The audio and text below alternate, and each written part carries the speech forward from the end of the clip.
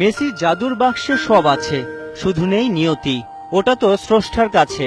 না হলে 3 বছরে 3টে ফাইনাল, কিন্তু জেতা হলো না একটাও। এ যেন মেসির অপূর্ণতার দানে দানে 3 রান।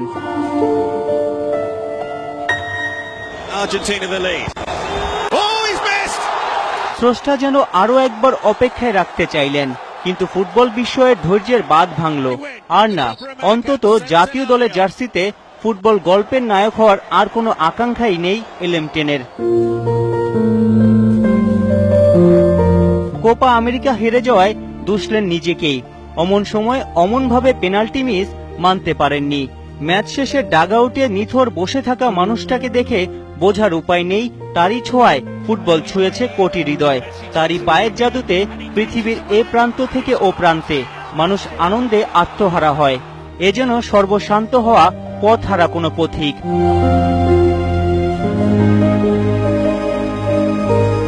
দেশকে কিছু না দিতে পারার আক্ষেপ তার কণ্ঠে ঝরেনি, ঝরেছে তার চোখ বেয়ে অশ্রু হয়ে।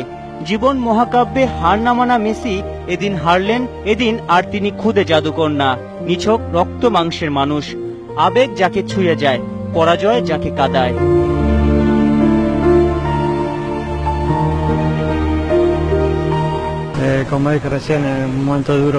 জাতীয় দলের ক্যারিয়ার আমার জন্য এখানেই শেষ।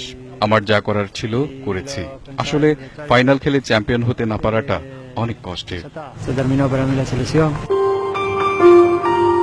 কোনটা অর্জন? সোনারূপায় মোড়ানো কোনো শিরোপা, নাকি হৃদয় জুড়ানো ভালোবাসা? যদি হয় সোনারূপার ওই কাপ, তবে মেসি নিঃস্ব। আর যদি হয় হৃদয় জুড়ানো ভালোবাসা, তবে মেসি ভালোবাসার রাজপুত্র। সাইফুল রূপক, ৭১।